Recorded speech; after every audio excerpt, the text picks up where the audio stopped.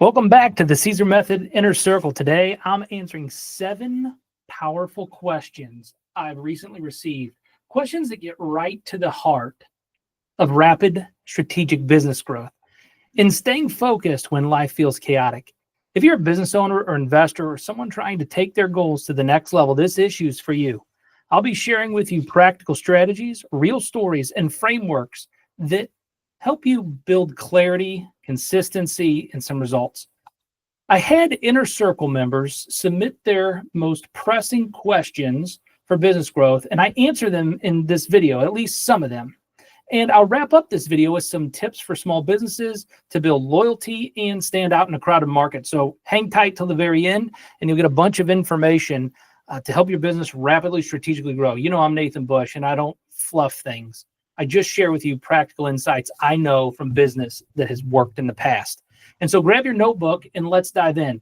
Today, we're talking all about these questions and answers that I got asked as we come into this new year. And so I wanted to give my Inner Circle an opportunity to ask some of their most pressing questions.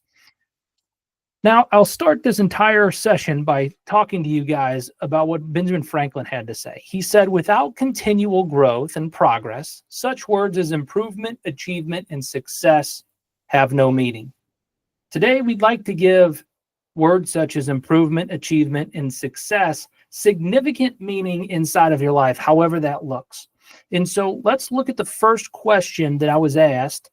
This question was by Dave. Dave had this to say. He asked, how do you create predictable growth? Well, what a great way to start the issue today is by talking all about how do you create predictable growth? Well, Dave, this is for you. I love this question because growth can feel unpredictable, especially in a fast-moving industry. And I've been in a number of fast-moving industries myself.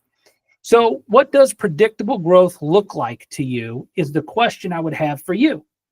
Is it revenue consistency? Is it client retention? Or is it something else specifically? First, define what predictable growth looks like and what it means to you and your organization.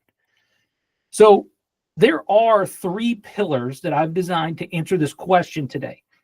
And these pillars, they work well together to help you create this scalable, predictable growth.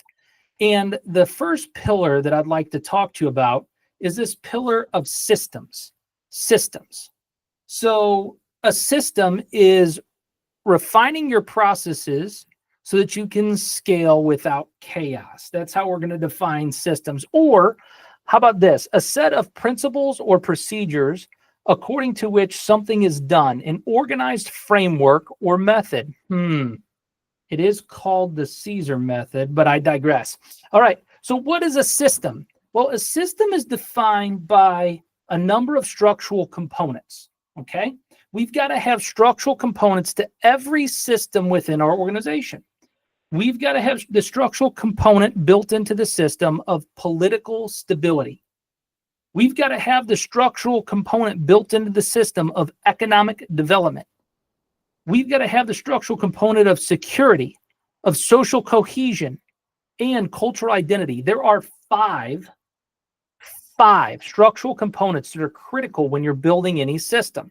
And so the first aspect of that is political stability. What do I mean by that? I mean that your leadership has got to be in agreement in the direction that you're going. If you have backbiting or people undermining your specific system, it's going to be real difficult to get that system implemented in your organization in a way that scales. The second thing that you've got to have is economic development. So that means that every single system you build in your business has got to have a tangible financial outcome that you're trying to achieve. Otherwise, the implementation of the system is micromanaging, it's redundant, it's not necessary, it's overcorrecting of what you're trying to achieve. And so you want to make sure in your system there is some economic benefit, economic development specific to the system that you're building. There's got to be a financial outcome achieved within that system. Security. Every single system that you design within your business, Dave, needs to have some kind of security that you know that it's a safe and secure system, that the risks have been thought through and what are some of those risks or things that could happen that could go wrong, and have backup or redundancy for those systems.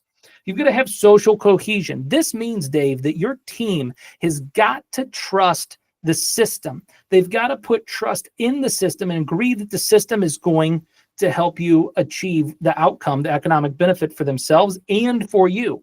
And so lastly, the last thing that you got to have is cultural identity. This is the characteristics of the system, that they align with the values of your organization. And so if it's uncharacteristic for your organization, then the cultural identity of the system doesn't match the business. And so therefore, you won't be able to get scale out of the system. What does all that mean? How do we break all that down in a way that's a little bit more palatable? Well, let me use this simple concept of a stoplight. Dave, if you think about a stoplight, most political leaders would agree that the stoplights within our country are necessary and appropriate. That system works politically. Nobody's debating it. Nobody's arguing it. The system is in place, and we all respect the system. There's a tangible economic benefit to having stoplights in place. If we didn't have stoplights in place, imagine the car crashes that would happen. Imagine the cost to society by not having controlled traffic flow. So there's an economic, tangible benefit tied. The security. Most stoplights throughout the entire country have got backup systems in place that the light will flash red even when the power goes out. It's got a fail safe or a backup to the risks that are associated with not having the system or if the system fails. And so we got to make sure that we have those backups and the security in place. Most people in society, the social cohesion around it, would agree that it's necessary to stop at stoplights, yield whenever it starts to turn yellow, and go on green lights. This is universally accepted across all of our society, specifically in the United States. And lastly, cultural identity. I do believe that stoplights would be in line with the individual values of the United States. So, with all of that said, without me going into the preamble of the Constitution and talking about our inalienable rights, we have certain beliefs in the stoplight system, and it's worked in our country for hundreds of years at this point. So we got to have the stoplight system in place inside of our society. That system is the same way that you build systems within your business. And you can see how the stoplight, as simple as it is, leaders agree, keeps traffic flowing so we can make some money, makes us safer.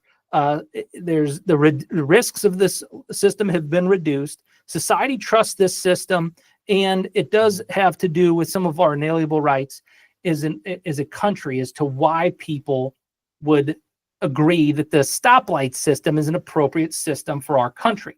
In the same way that our country has an appropriate system in the stoplights, what are the systems that you're building within your business? Do they have the appropriate factors, components in place in order to keep those systems healthy and helping you scale your organization? This is how you create predictable growth. Because think about this. If you're undermined by another leader in your organization and everybody isn't rowing on the same page, don't you see how that sows discord or chaos? What if there were political leaders in our country that said, hey, don't trust the stoplight system? How do you think that that would work within our country as a whole right now, Dave?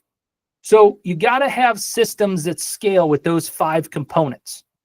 Now, those systems now have to be measured.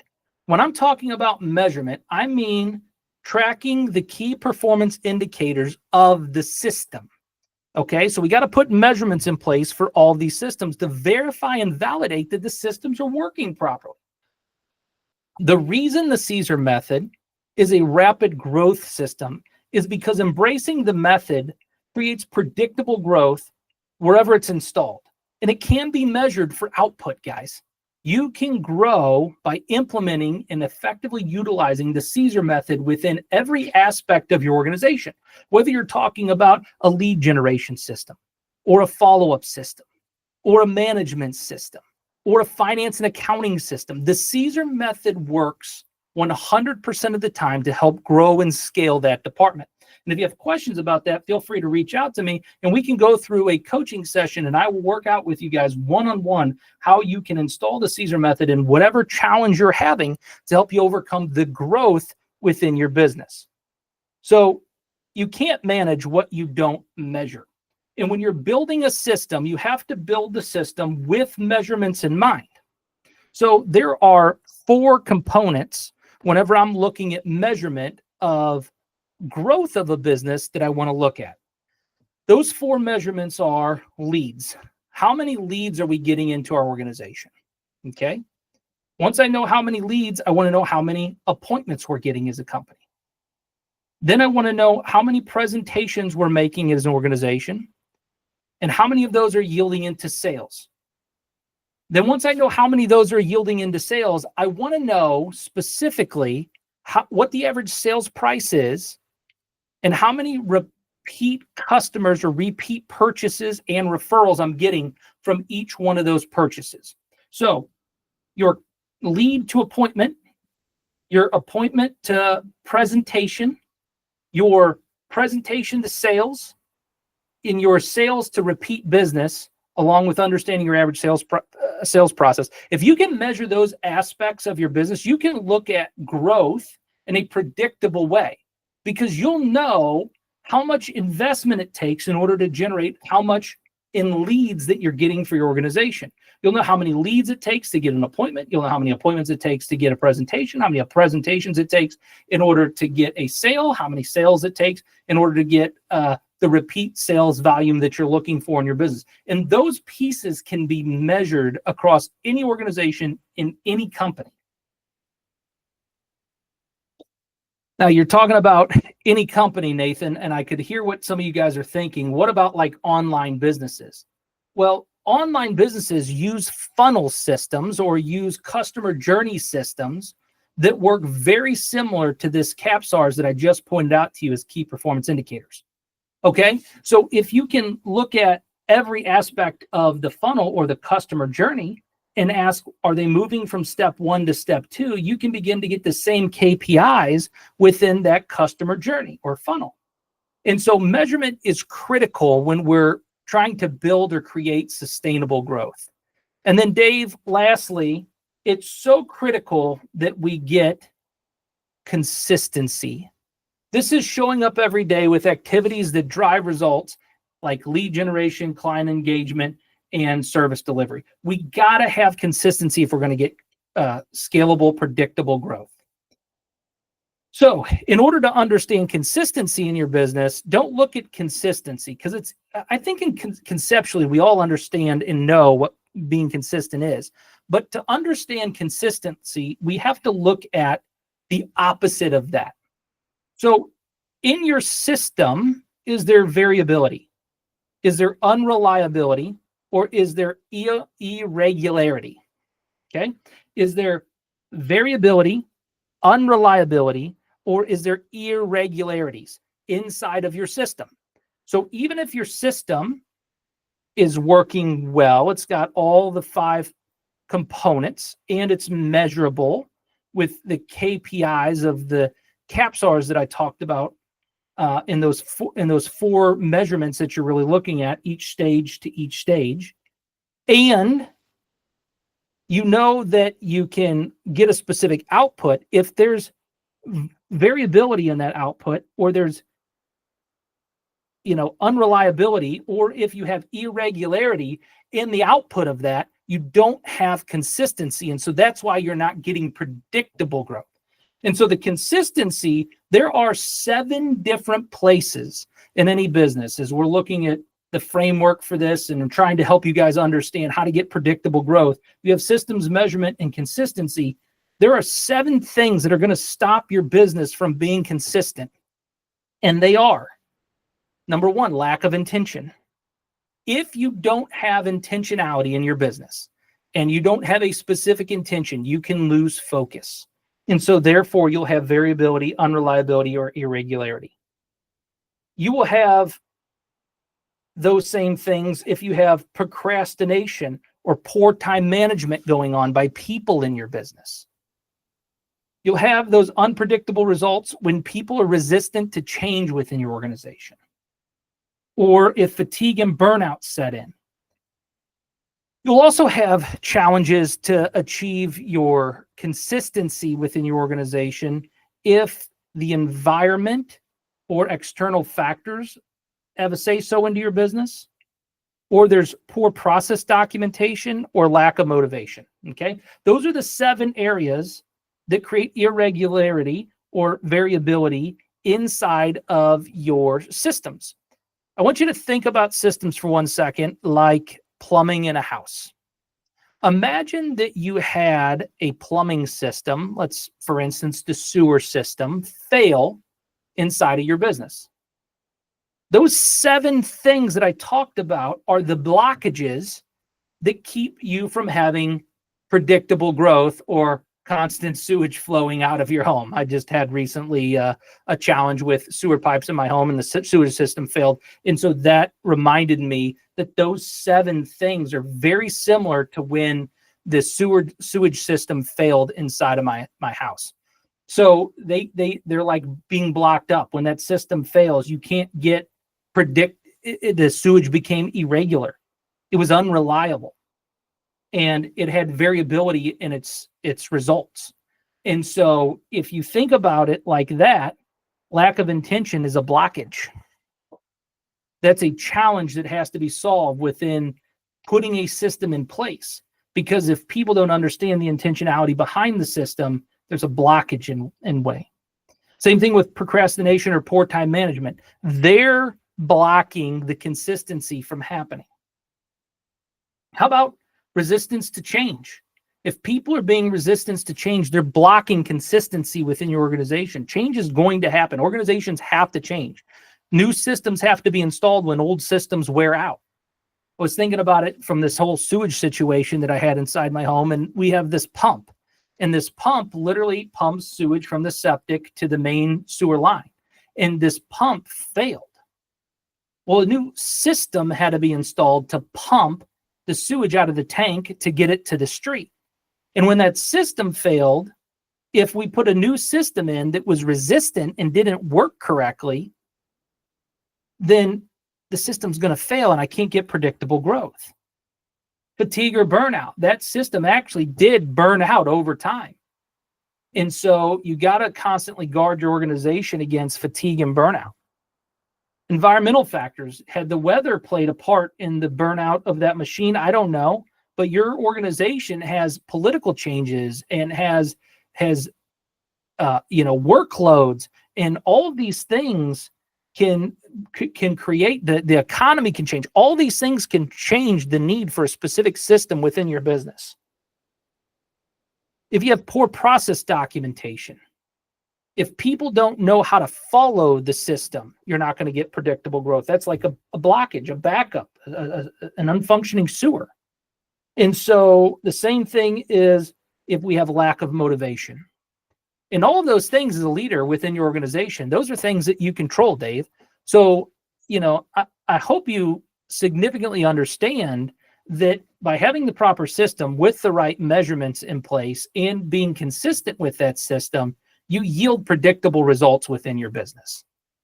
So the Caesar method itself is one system that I use to connect prospects, nurture opportunities, and align interest to create this repeatable growth. And again, if you'd like to know how to do that, just reach out to me. I'll be happy to have a conversation with you about your specific needs on how to use the Caesar method to do so. See, the goal isn't just growth. It's sustainable, measurable, predictable growth that keeps the wheels turning without burnout. The system has got to work and got to work to grow the organization consistently over time.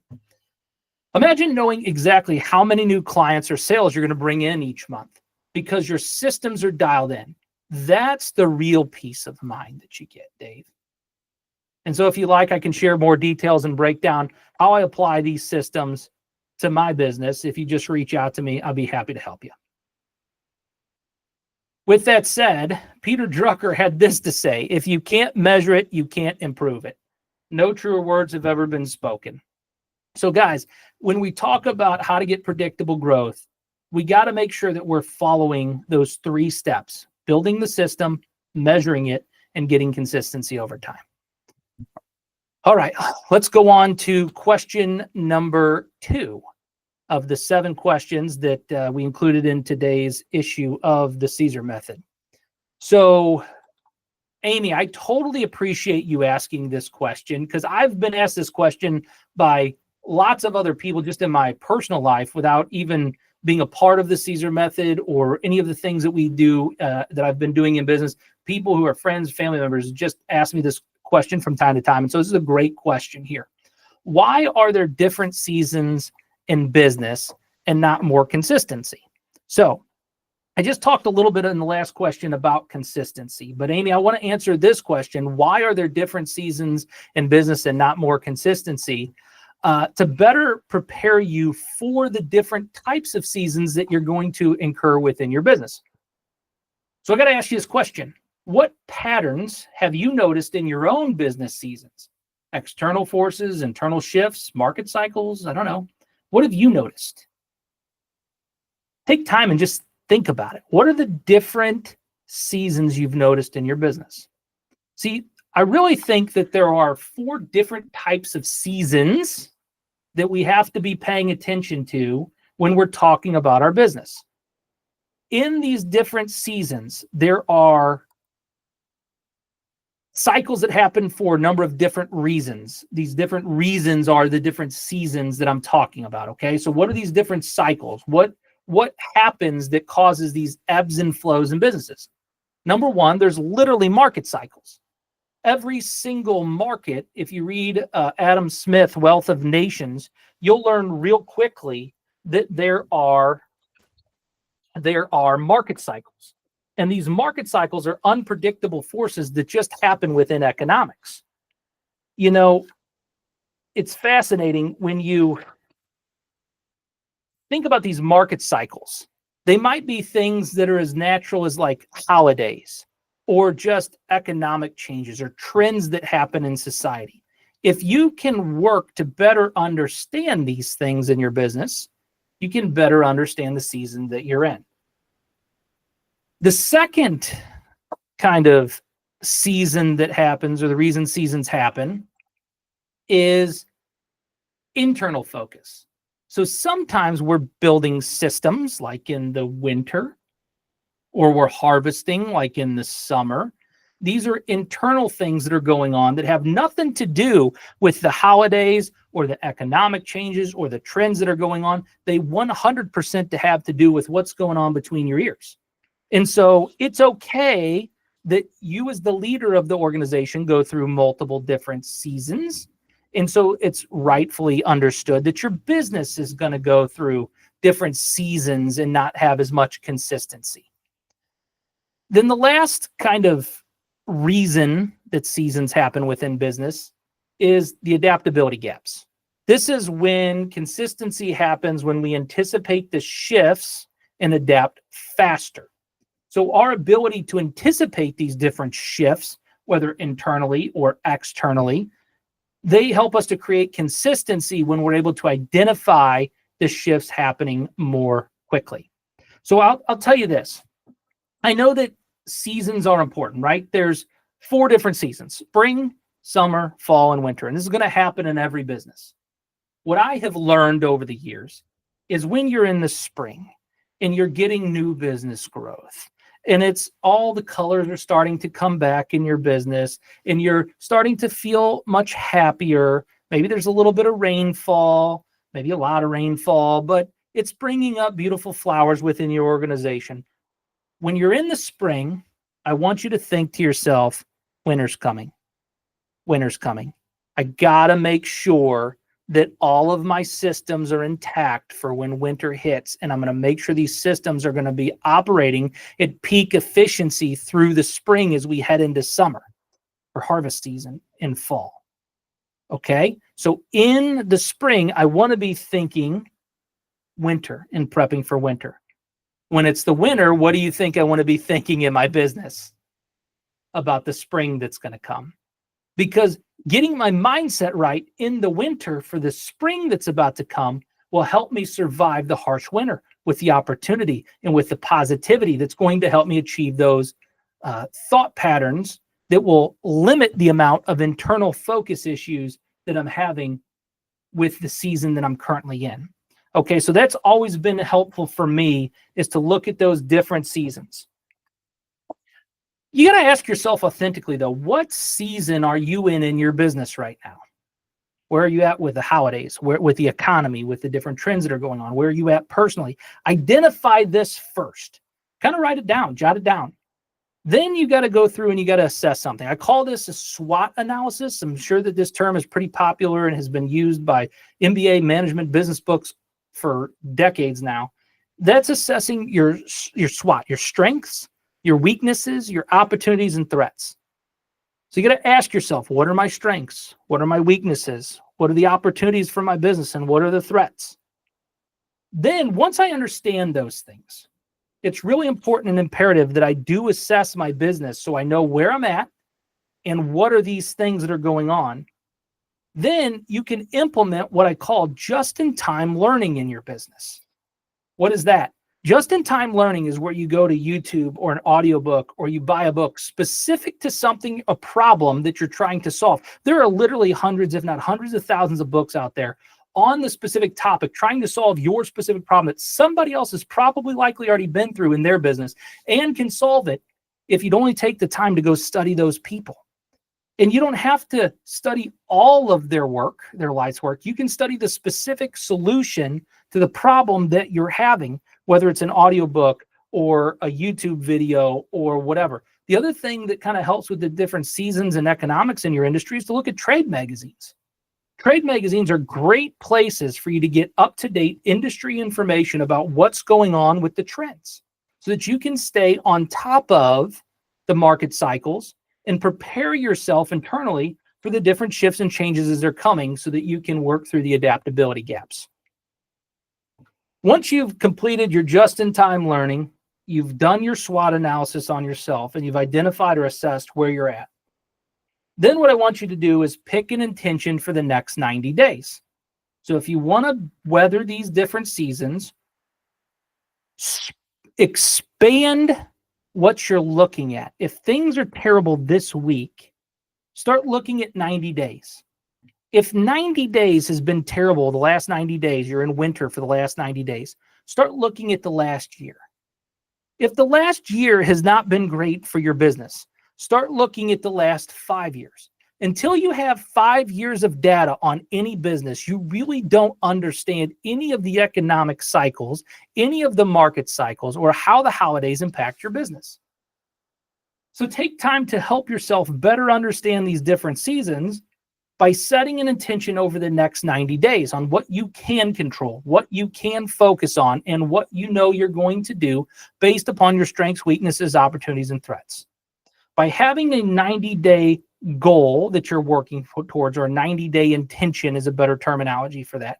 By having a 90-day intention, you're able to then start finding others who have similar interests as you in those 90-day intentions. Whether you need to hire somebody or enroll somebody or work with a partner to achieve that 90-day intention, no business is built by itself.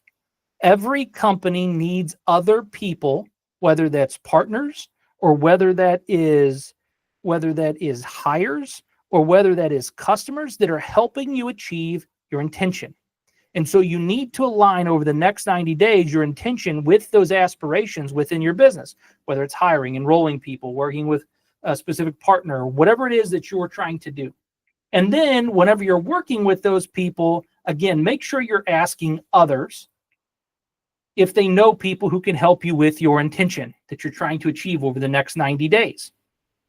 And if you're doing that and you're thinking about the winter and the spring and thinking about the spring and the winter, you will be more apt and prepared to be able to handle these different business seasons that you go through. I think that what I'm really saying is the key to staying intentional about how you respond in each season is this. In slow seasons, focus on systems and outreach. Fix the problems while having the mindset that spring is coming. In growth seasons, double down on what's working. Fully max out those systems that you built to make sure that they can withstand the stress of high volumes. And that is how you know that when you're in fall and it's harvest season, you can set aside storage for the winter, financially speaking. Does that help, guys? Amy, I really hope that helped you. Thank you for asking the question, what are the different seasons in business? And why are the different seasons in business not more consistent? I hope this helped you to be able to navigate that question of why are there different seasons in business and they're not more consistent. All right. I forgot to say this, and so I want to add it. When you treat every season as part of the process, guys, you stop chasing consistency and you start creating it. And so there are 4 seasons, and just know that it's part of the entrepreneurial process. It's funny that Jim Rohn even addressed this whole concept of seasons, who's like the premier business guru. He was major business consultant. He said, life in business is like the changing seasons. You cannot change the seasons, but you can change yourself. Therein lies the opportunity to live an extraordinary life, the opportunity to change yourself. Jim Rohn. So I hope that was helpful. I hope that answers your question thoroughly and accurately, Amy, and thank you for submitting your question. Kyle had this to say, Kyle. He said, how are you prioritizing and staying focused on your goals? And how often do you readjust? What a great question, Kyle. Kyle, staying focused is a battle that we all fight, especially with so many distractions competing for our attention. Here's what works for me. I'm going to share with you kind of a framework that works really, really well for me. Before I share that framework with you, though, I'm going to ask you this question here. And it's a simple question, but it kind of helps illustrate the point. How often do you check your goals? Weekly, monthly, or not at all? Once you really get to the root of that question, then I think that me sharing my framework with you will better help you, because you might need to adjust this based upon what works best for you. But here's what works for me. You asked me how I stay focused and how often I'm readjusting. Here's exactly what I do each and every week. So each week, I prioritize each week with what I call my top 3. My top 3 are, I have a calendar, and I have different things that are going on each and every week. Those calendar things are already set in stone. Those are my big rock items. Those are there, but they're not projects. They're not things I'm prioritizing to get accomplished that week. They're already going to get done because they're time blocked and they're in my calendar. But I have other goals and priorities for that week. For instance, when I was in sales, I would set a sales goal for the week. I may not have all the appointments on my books for that week, but I'm sure as heck going to try to get as many appointments as I know it needs to take in order to hit that sales goal for the week.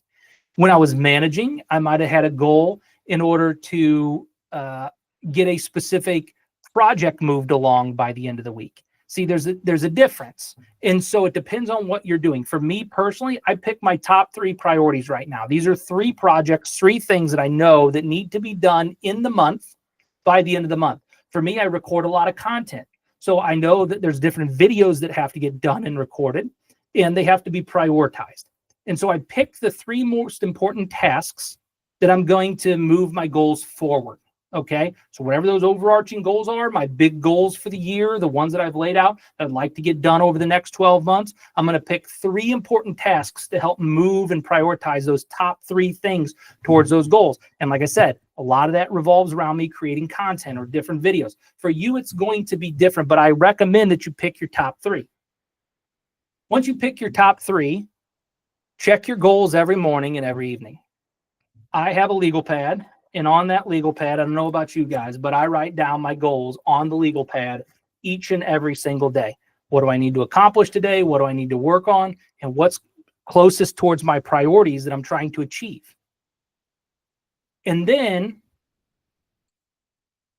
once I review them daily, the last thing that I do is I look at weekly realignment. So every Sunday night, I evaluate progress and adjust my priorities. Does it make sense?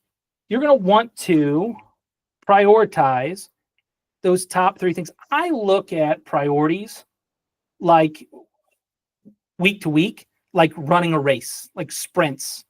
Every single week is a new sprint for me to hit those goals.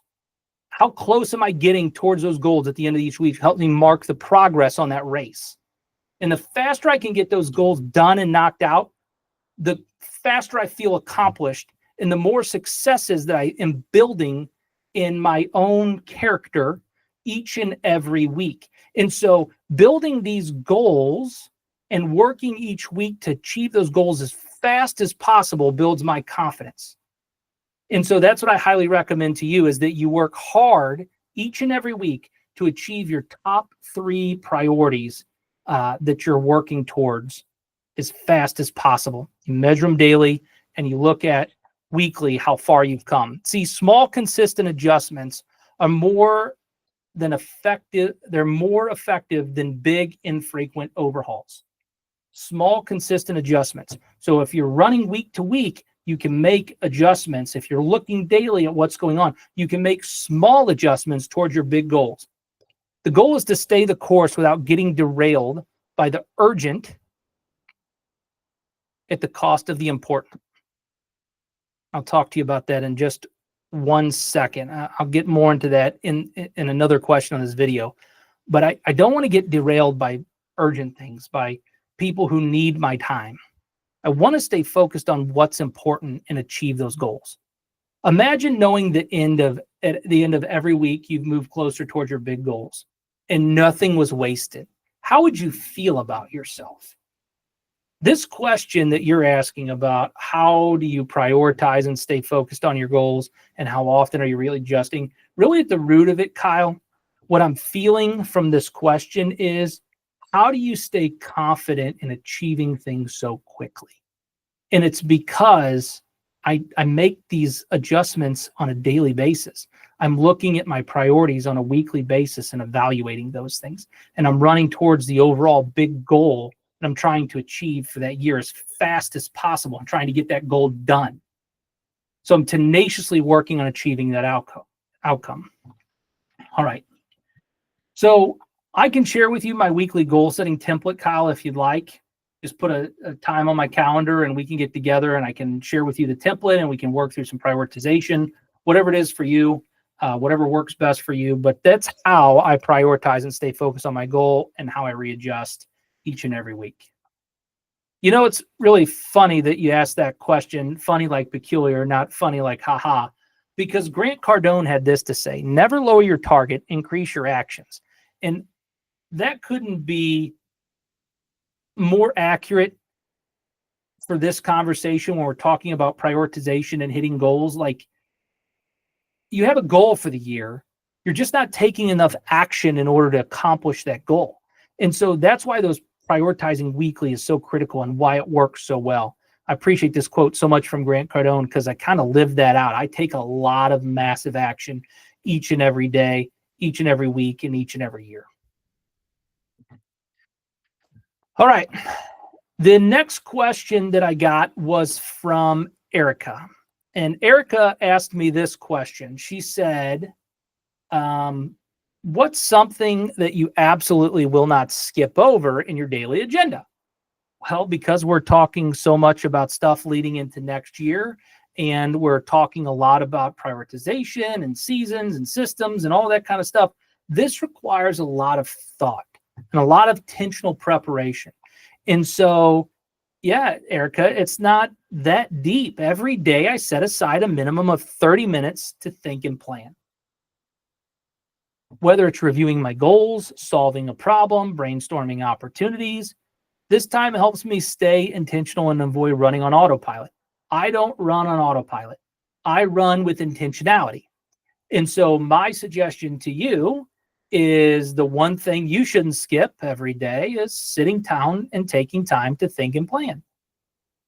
What's one activity you know that keeps you grounded or moving forward in your life? Don't allow that activity to be a substitute for thinking and planning. You've got to take 30 minutes minimum every day to think and to plan. And by you prioritizing and protecting this time, you'll be able to do like I do and stay proactive as opposed to being reactive. See, when we get to the point that we're reactive, we're no longer in accomplishment mode, we're in firefighting mode. And firefighting mode is a stressful mode to constantly be in. The world does not get to prioritize my time. I get to choose and prioritize my time. And so maybe you get phone calls and get interrupted during your planning thinking time, or maybe you're taking emails or checking TikTok or Facebook or one of the other social media platforms. You've got to turn off all the distractions when you have this thinking time. You'd be amazed at the clarity and focus you'll gain when you give yourself permission to pause and think. The book that I read one time was called Think and Grow Rich. Not work hard and grow rich, not monetize and grow rich, not market and grow rich. It was called Think and Grow Rich. When you learn to think and use your thinking time effectively, you can pause and achieve your goals. There's a lot of quotes out there about how if the world was coming to an end, Albert Einstein said, and there was a catastrophic problem and he only had 10 minutes to solve the problem, he would spend the first 9 minutes first defining the problem, thinking about the problem to make sure he put the right solution in to save mankind in the last minute. Try it for a week. See how it works for you and let me know. Schedule some time and we'll get back together, Erica, and we'll talk and we'll have a conversation about your thinking and planning time. And we'll talk about how you can implement the Caesar method within your thinking and planning time as a structured approach to help you identify the different areas of the method to get growth in whatever you're trying to work on. You can use the Caesar method as a scaling tool in your thinking and planning time. And I can show you how to do that. You know, it was Earl Nightingale that had this to say. He said, "Time can't be managed. I merely manage activities. Each night I write down on a sheet of paper a list of the things that I have to accomplish the next day. Then I wake up and I do them." So Earl Nightingale knew the importance of taking 30 minutes for this thinking and planning time. He was extremely successful radio program host, motivational speaker, multi-million-dollar author. I highly suggest you take time for thinking and planning as well. All right, guys, I hope this was helpful. Erica, I hope that was helpful. And guys, we've been through a number of different questions, but I've got more. I hope this is great. This is fantastic. And I appreciate the questions. I really do. Maybe we'll do more of these Q&As and see how it ends up working within the inner circle here with you guys to see if this is even more helpful for you and moves your businesses along even faster, because we can knock a lot of questions out all at one time that maybe are in different veins or different genres, but I want to expand your mind and get you thinking about what works and what doesn't work for you around the Caesar method. All right. Next question came in from James, and James said, "How do you organize all of the chaos?" Well, you can see the theme with a lot of these questions that are coming in. I'm willing to bet a lot of people have a lot of the same things in their mind. How do I deal with this next year with all the things I have going on and all the effort and energy? I'm sure if you're in my inner circle that you're the type of person who does a lot. You're already achieving a lot, and so you're utilizing this in order to advance your skills faster and to go further faster all at the same time. And so that might create a lot of different chaos. And so, James, I totally feel you. Chaos can take over faster than we realize. Where does the chaos, though, hit you the hardest? Is it in your tasks, your priorities? Are you getting distracted? Where is it that chaos hits you the hardest? What do you think? I have my simple chaos busting formula that I put together for you, James. And so here's the framework that the Caesar method can be applied to.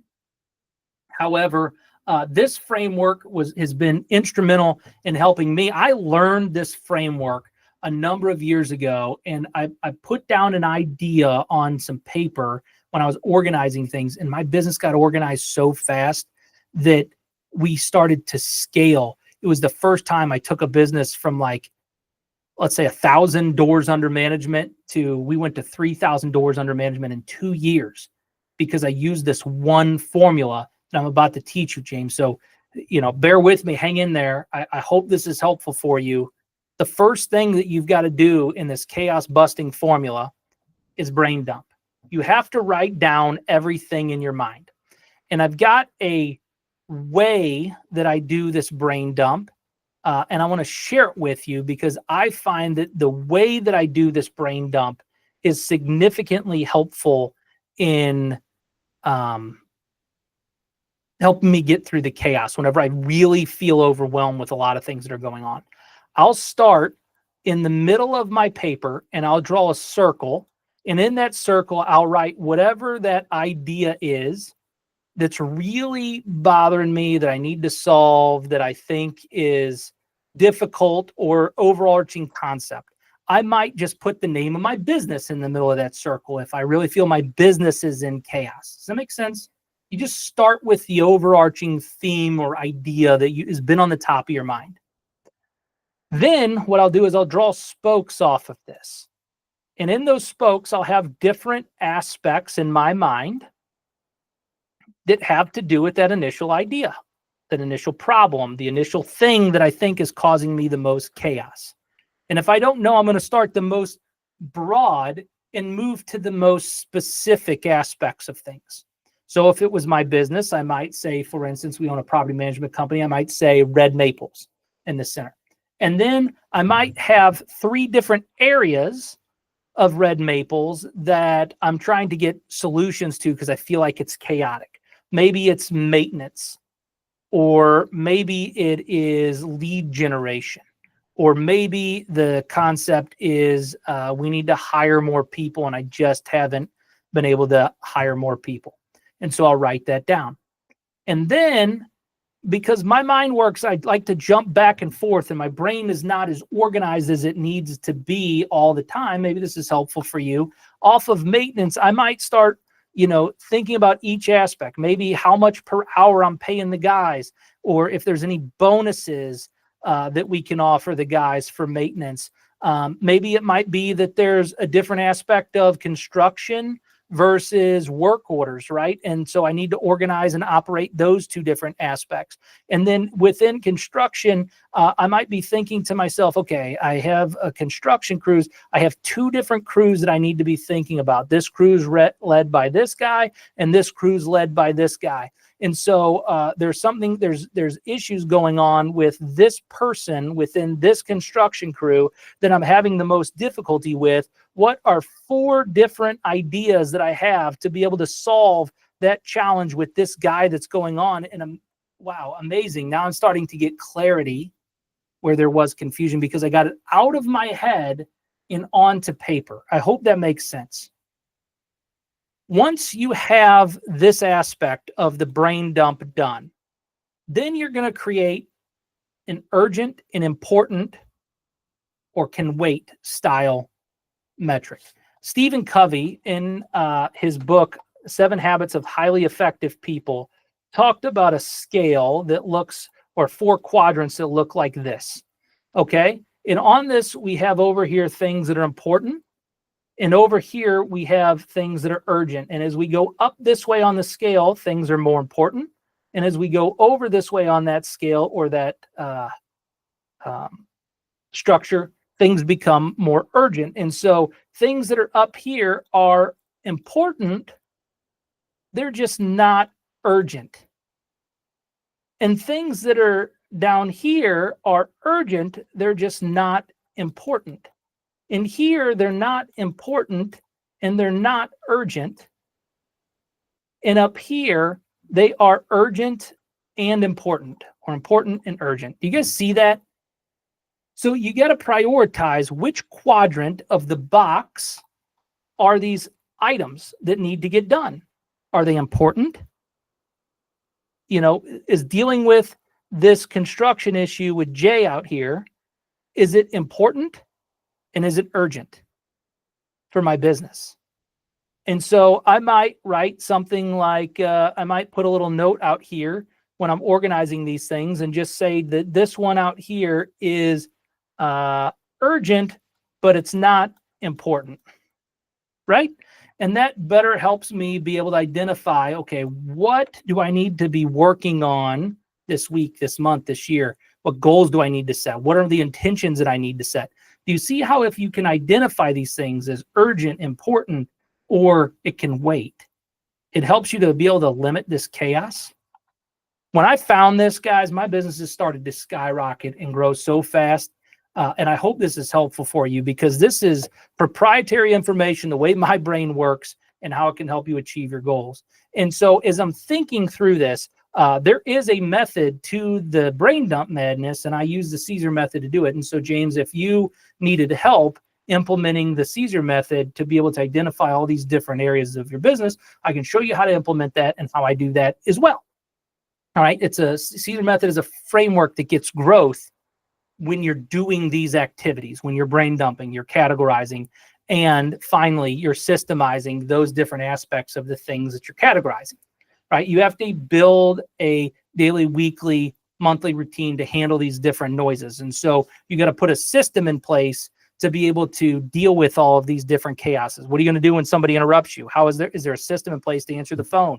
Is there a system in place to respond to emails? Is there a system in place with how you're going to deal whenever you have a troubled maintenance technician that's working within your team, or if it's a direct mail issue that the vendor is not accomplishing the goals for you within your business, or if you have a health plan within your company that's not effective for your employees anymore, or if it's costing you too much money, whatever the chaos is that's going on inside of your business, there is a Caesar method formula that helps you do this brain dump framework to get the results that you're trying to yield for growth for your business.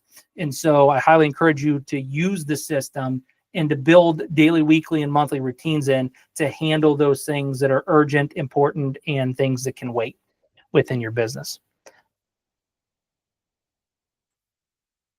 So in addition to those things, James, I also rely on delegation and automation whenever possible. That helps to kind of clean up some of the chaos that goes on in my life, because the more I can delegate and the more I can automate, the less I can get off of me. So I'm more free to think and plan and do the things that I do best to help organizations grow and scale. And so the key to clarity is knowing what matters the most and creating systems that bring calm to that storm. Being able to give the direction, go do this, and that resolves the issue. But you got to get clarity to be able to do so. So when you have systems, the chaos isn't so scary because you can rely on the system. But if you don't build the systems, which is why I started this whole conversation today about systems and the importance of systems and measurement, it's just noise you can't control. So if you really want to get rid of the chaos in your life, James, then I highly encourage you to brain dump, categorize, and use a daily, weekly, monthly system in order to be able to calm some of the storm down. But let me know. I'll send you my 3-step framework for organizing your tasks around the Caesar method, if that's something that would be helpful for you. Or we could get together and we could sit down and have a conversation about how to implement those things. All right.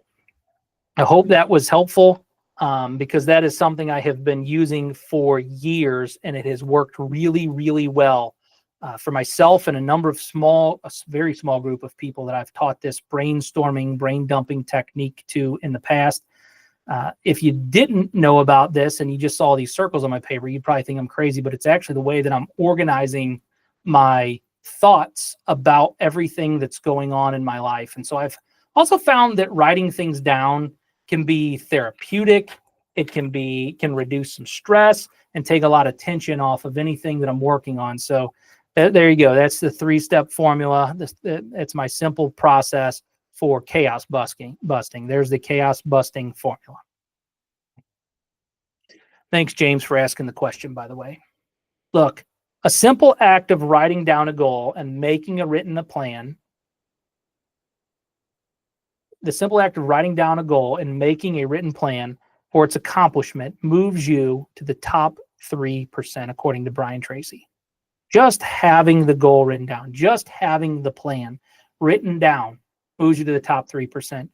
There's a consistent theme that's flowing through the issue today, the Caesar method inner circle issue that we're talking about, and that's really getting optimization from you. It's really getting you to be able to optimize different areas of your own skills and leadership so that you can achieve what you're setting your intentions on in 2025. All right, I got 2 more questions left that I'm going to answer in this issue. For those of you that submitted questions that I didn't get the chance to answer your questions in this one, keep submitting your questions. I will be happy to do future issues of the Caesar Method Inner Circle to answer and identify and address those questions that you guys specifically have. But this last 2 questions came from the same person. I know it's not fair. I should have been able to put another person into this episode, but I know a lot of you guys come to me for marketing and sales advice. I know a lot of you are coming to me for entrepreneurial growth structures around lead generation or around a sales process or those types of things. And I get it, because the Caesar Method is extremely effective in growing your sales and marketing channels. And so a lot of you guys follow me just for that. And I totally appreciate you being a part of the Inner Circle and listening to me for those things. But this question, this last question I chose for this session, I really hope serves you well. And the last 2 questions actually were from JC. And the first one was, what strategies can a small business use to build customer loyalty on a limited budget? Wow, I thought that was a good question. Customer loyalty. As we're going into this next year, his intention and focus is targeted around customer loyalty on a limited budget. And so, JC, loyalty doesn't just come from big budgets. It comes from big relationships. So I'm going to ask you, what are you doing now to keep customers engaged beyond their purchase? What steps are you taking? What intentions are you setting with your customers so that they stay engaged with you beyond the purchase? Have you sat down and thought about it? If you take some of the steps that we talked about earlier and apply this to your customer retention, you could create a specific or crafty specific plan around 3 strategies that I'm about to teach you that cost little but deliver big results.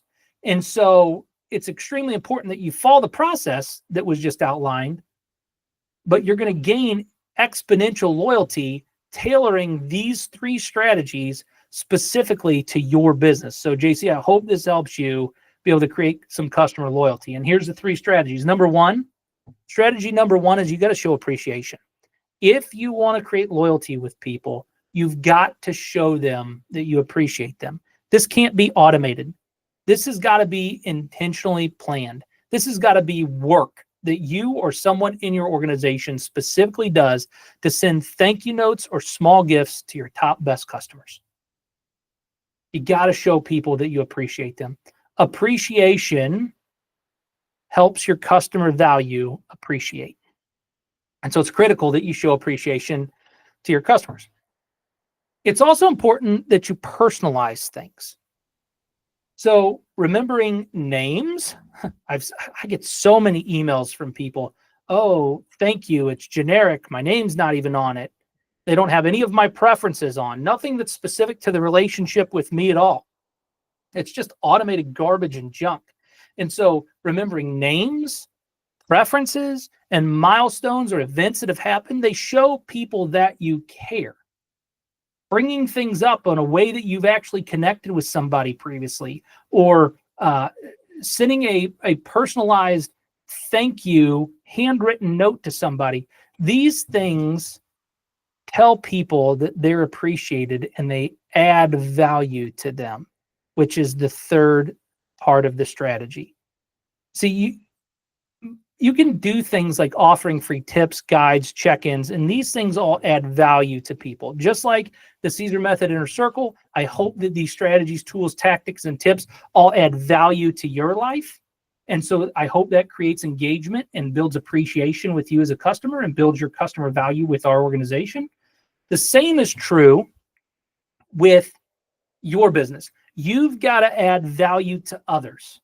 And so you do that through personalization and appreciation by the free tips, the guides, the check-ins, the little things that you can do that are of low cost to your organization, but are proactively helping your customer take steps in the right direction.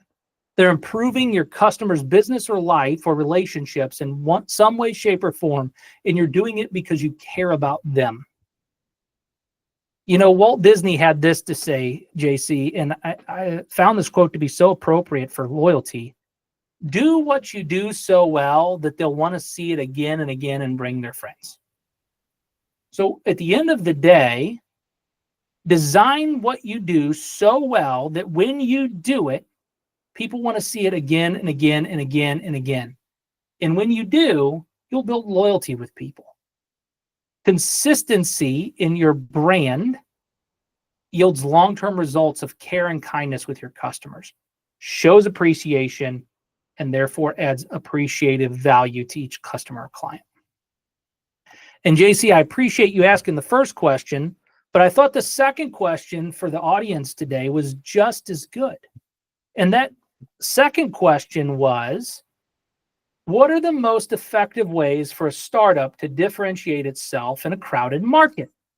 So one, you're looking at building customer loyalty, but then number two, you're looking at how do I differentiate myself and build this brand experience? And JC, differentiation isn't about just being loud. It's about being clear on what makes you unique.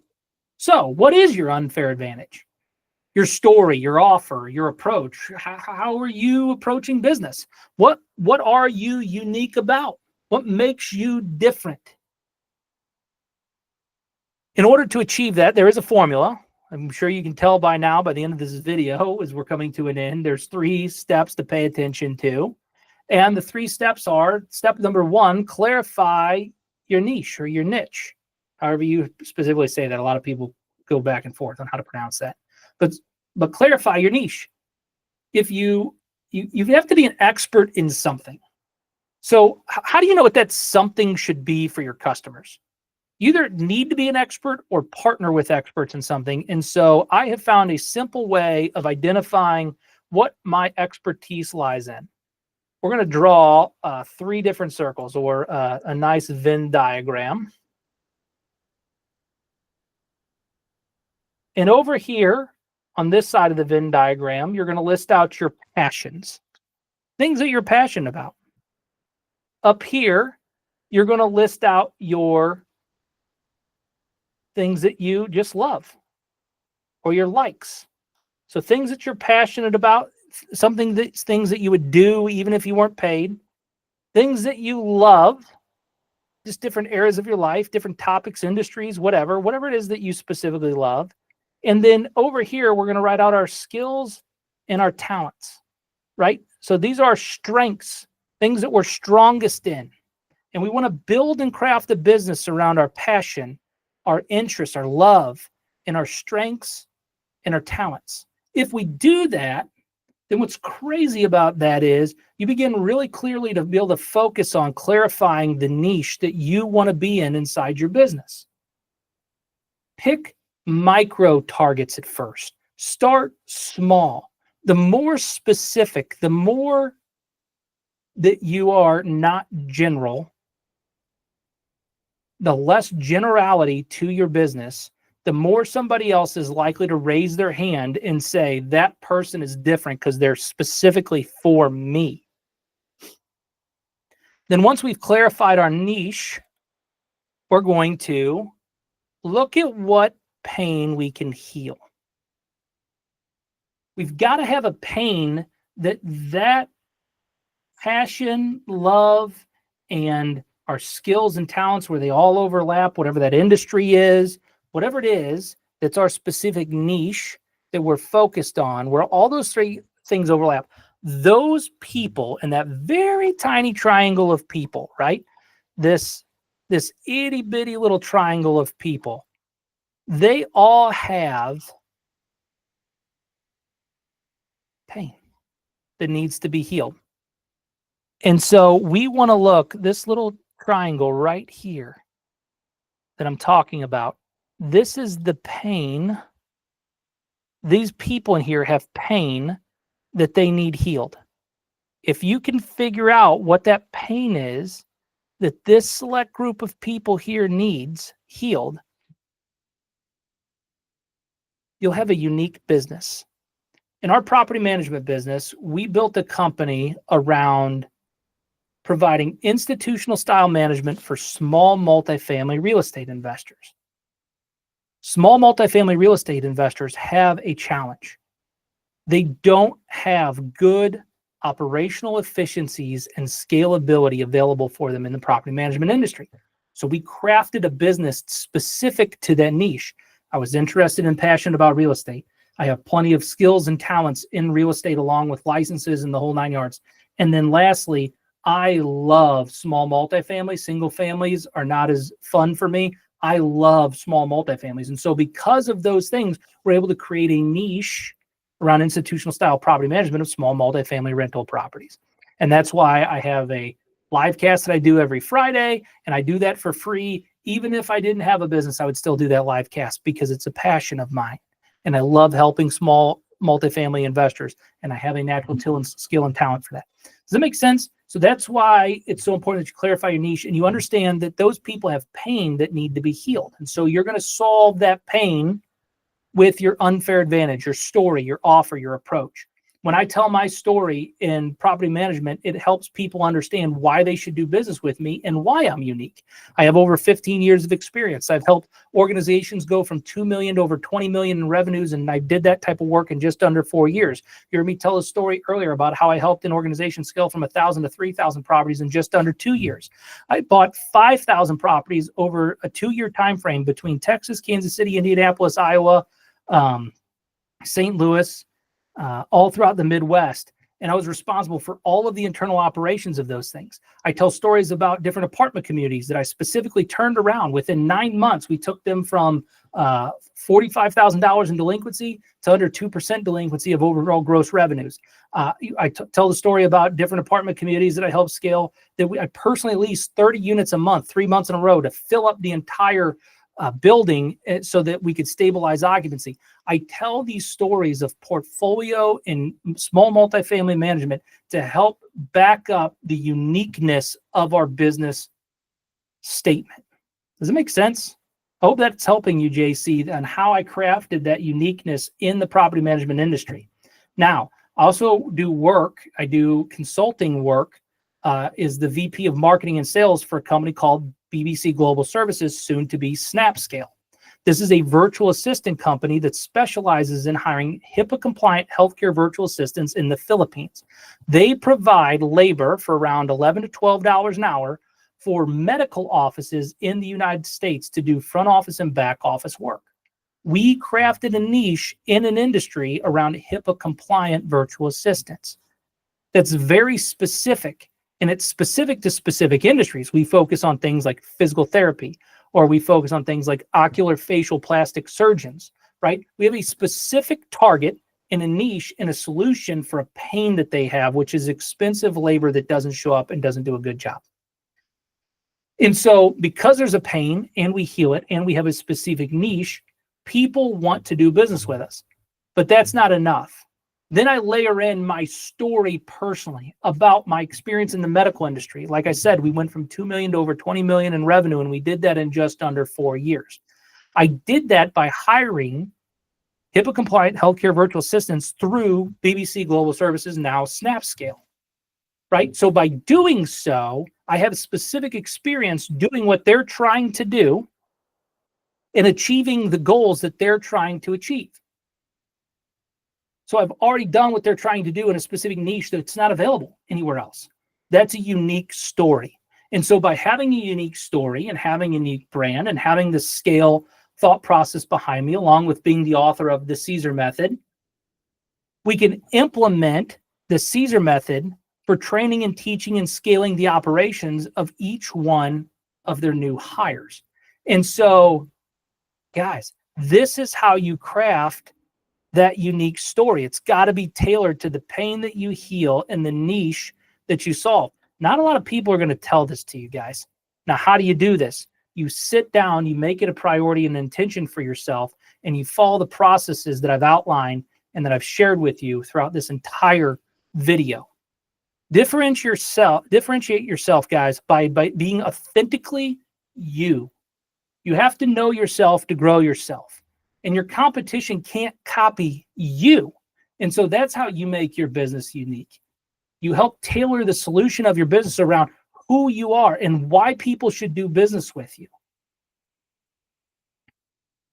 You stand out, customers will seek you out. You don't have to shout from mountaintops. You don't have to do crazy TikTok videos. You don't have to do things that are disrespectful or interruptive. All you have to do is be the person that can heal the pain that the niche customer has, that they're looking for you as a solution. Let me know if this works for you. I'll help you identify your niche and your story. If you just want to sit down with me, I follow the Caesar method to do so. And so we can sit down and have that conversation. And I'm certain that it will help you achieve your goals within your business. When it comes to healing businesses, I get this directly from the Bible, guys. Jesus said, love one another as I have loved you, so you must love one another. Jesus didn't shy away from pain. He stepped into it. He noticed people's struggles, met their needs, and healed not just their physical ailments, but their hearts and their minds. As business owners and leaders, even salespeople or marketers, guys, we can reflect the same spirit. Notice the pain, solve the problem, lead with compassion, and think bigger picture. Notice their pain, understanding the deeper struggles that our customers and clients and teams have, offering real solutions that improve their lives. Leading with compassion, treat every interaction as a chance to care and not just transact. Actually care about the person on the other end of that conversation. Care about that client on the end of that purchase. See, the bigger picture is when we shift our focus from what can I gain to how can I serve, we align ourselves with a kingdom mindset.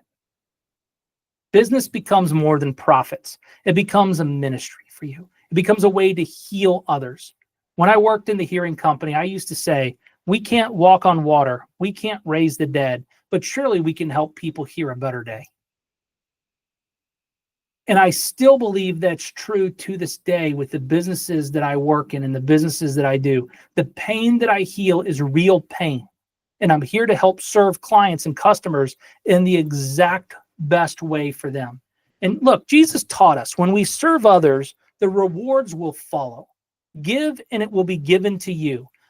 A good measure, pressed down, shaken together, and running over will be poured into your lap. Luke 6:38. So go follow the greatest commandment, care about people in 2025. And I hope that 2025 becomes the year that you take your business to a level that you never expected because you followed and implemented the Caesar method in every area of your business and your life.